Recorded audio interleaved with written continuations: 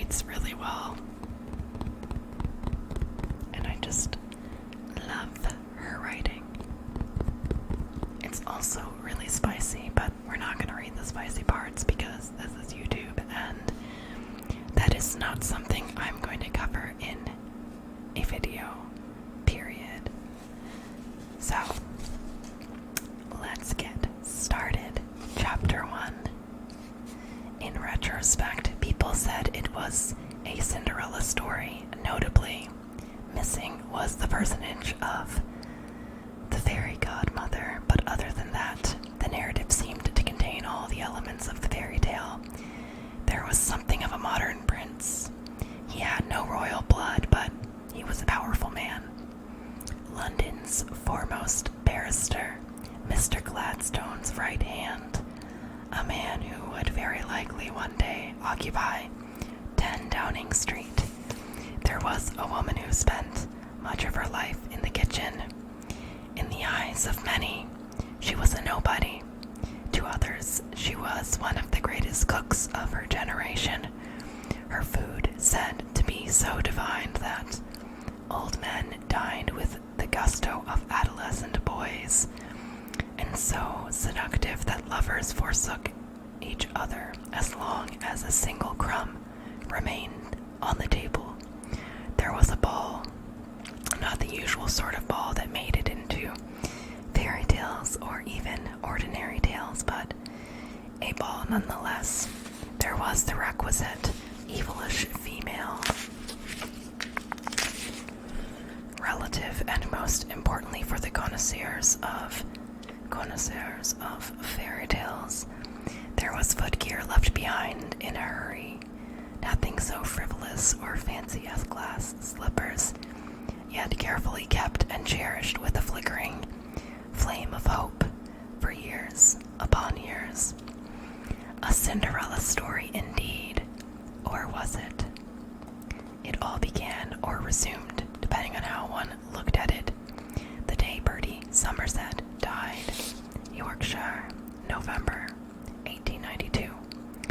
The kitchen at Farleigh Park was palatial in dimension. Palatial.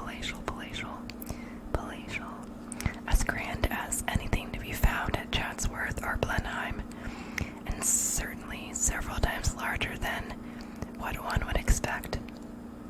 For a manor the size of Farleigh Park, Bertie Somerset had the entire kitchen complex renovated in 1877. Shortly after he inherited, 2 years before Verity Durant came to work for him after the improvements, the complex boasted a dairy, a scullery, and a pantry, each the size of a small cottage, separate larders for meat, game, and fish, 2 smokehouses, and a mushroom house where a heap of composted manure provided edible mushrooms year-round. The main kitchen floored in cool rectangles of gray flagstone, with oak duckboards where the kitchen staff most often stood, had an old-fashioned open hearth and 2 modern closed ranges. The ceiling rose 20 feet above the floor. Windows were set high and faced only north and east, so that not a single beam of sunlight would ever stray inside, but still it was sweaty work in winter. In the summer, the temperatures rose hot enough to immolate. 3 maids toiled in the adjacent scullery, washing up all the plates, cups, and flatware from the servants' afternoon tea. One of Verity's apprentices stuffed tiny eggplants at the central work table.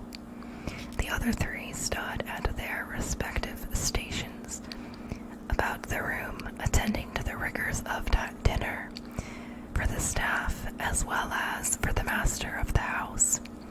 The soup course had just been carried out, trailing behind it a murmur of the sweetness of caramelized onions. From the stove billowed the steam of a white wine broth in the last stages of reduction before being made into a sauce. pour a fillet of brill that had been earlier poached in it. Over the great hearth, a quartet of teals roasted on a spit, turned by a kitchen maid. She also looked after the civet of air slowly stewing in the coals, which emitted a powerful gamey smell every time it was stirred. The odors of the kitchen were as beautiful to Verity as the sounds of an orchestra. This kitchen was her fiefdom, her sanctuary. She cooked with an absolute, almost nerveless concentration, her awareness extending to the subtlest stimulation of the senses, and the least movement on the part of her underlings. The sound of her favorite apprentice not stirring the hazelnut butter made her turn her head slightly. "Mademoiselle Porter, the butter," she said, her voice stern. Her voice was always stern in the kitchen. "Yes, madame. Sorry, madame," said Becky Porter. The girl would be purple with embarrassment now. She knew very well that it took only a few seconds of inattention before hazelnut butter became black butter. Verity gave Tim Cartwright, the apprentice standing before the white wine reduction, a hard stare. The young man blanched. He cooked like a dream, his sauces as velvety and breathtaking as a starry night, his soufflés taller than chef's toques. But Verity would not hesitate to let him go without a letter of character if he made an improper advance toward Becky, who'd been with Verity since joining her staff as a 13-year-old child.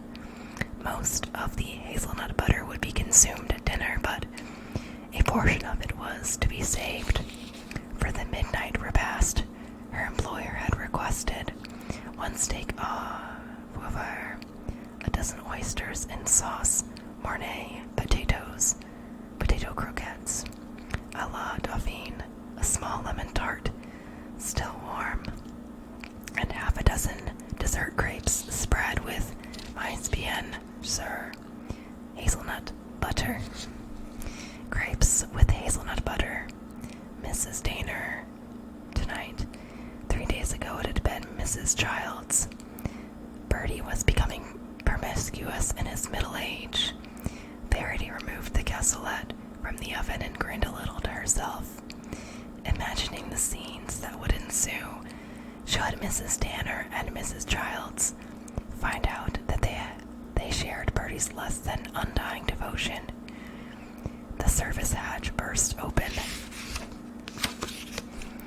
The door slammed into a dresser, rattling the rows of copper lids hanging on pin rails, startling one of them off its anchor. The lid hit the floor hard, bounced, and wobbled, its metallic bangs and scrapes echoing in the steam and smolder of the kitchen. Verity looked up sharply. The footman in this house knew better than to throw open doors like that. "Madame."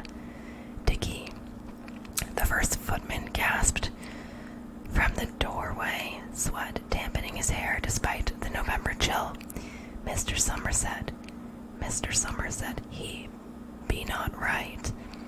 Something about Dickie's wild expression suggested that Bertie was far worse than not right. Verity motioned Letty Briggs, her lead apprentice, to take over her spot before the stove. She wiped her hands on a clean towel and went to the door. "Carry on," she instructed her crew before closing the door behind Dickie and herself. "Sorry, that's the AC." Dickie was already scrambling in the direction of the house. "What's the matter?" she said, lengthening her strides to keep up with the footman. "He be out cold, madame. Has someone sent for Dr. Sargent?" Mick from the stables just rode out. She'd forgotten her shawl. The air in the unheated passage between kitchen and manor chilled the sheen of perspiration on her face and neck. Dickie pushed open doors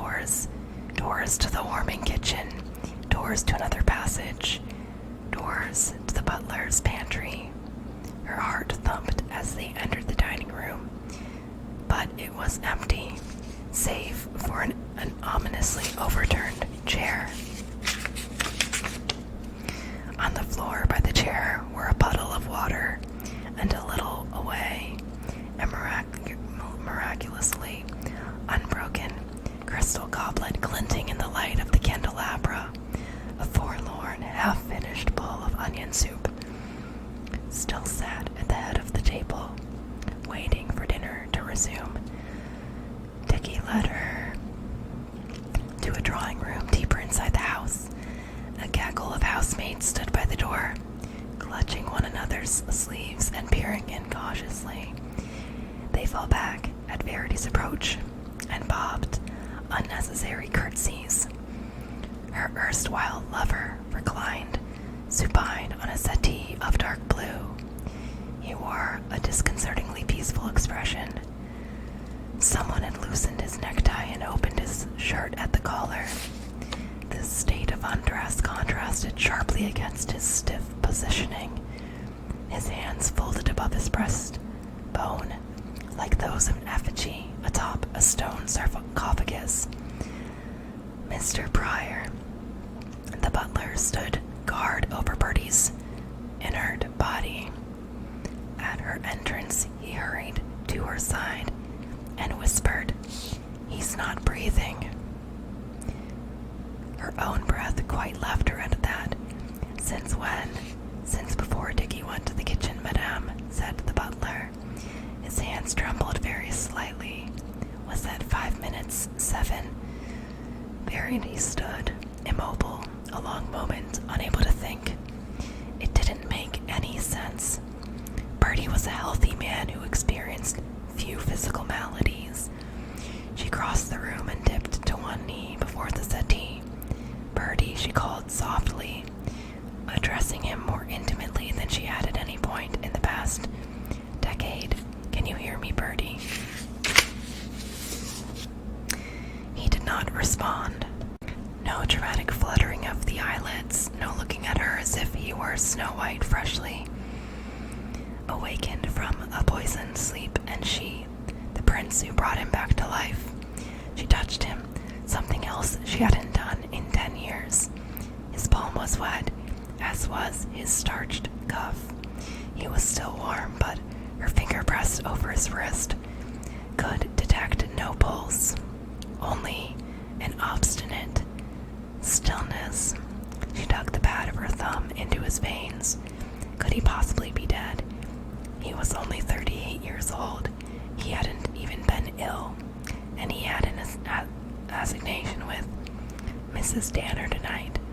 The oysters for his post-coital fortification were resting on a bed of ice in the cold larder, and the hazelnut butter was ready for the dessert grapes beloved by Mrs. Danner. His pulse refused to beat. She released his hand and rose, her mind numb. The kitchen crew had stayed put at her command, but the rest of the indoor staff had assembled in the drawing room. The man behind Mr. Pryor, the woman behind Mrs. Boyce, the housekeeper, everyone pressed close to the walls. A sea of black uniforms with foam caps, of white collars and aprons. In response to Mrs. Boyce's inquiring gaze, Verity shook her head. The man who was once to be her prince was dead.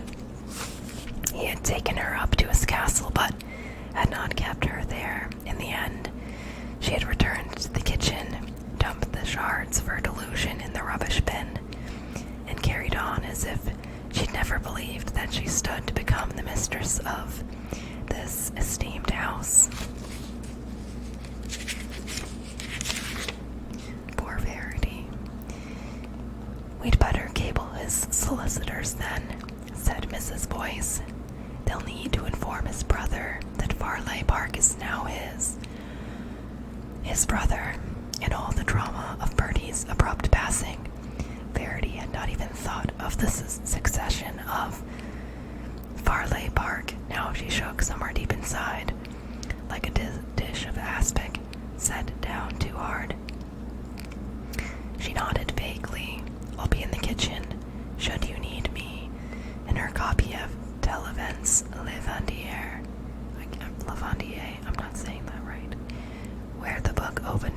recipe for gilded chicken with quenelles.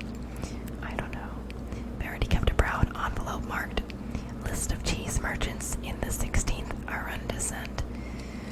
The envelope contained, among other things, a news clipping from the county fish wrapper about the Liberals' recent victory in the general election after 6 years in opposition. Verity had written the date in a corner, 16/8/1892.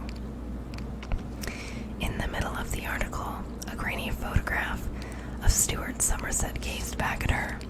She never touched his image for fear that her strokes would blur it. Sometimes she looked at it very closely, the clipping almost at her nose. Sometimes she put it as far as her lap, but never farther, never beyond reach. The man in the photograph was dramatically handsome, the face of a Shakespearean actor in his prime, all sharp peaks and deep angles. From afar, she'd watched his meteoric rise, one of London's most sought-after barristers. And now, with the Liberals back in power, Mr. Gladstone's chief whip in the House of Commons, quite something for a man who'd spent his first 9 years in a Manchester slum. He'd accomplished it all on his own merits, of course, but she'd played her small part. She'd walked away from him, from hopes and dreams, that he could be the man he was meant to be, the man whose face on her clip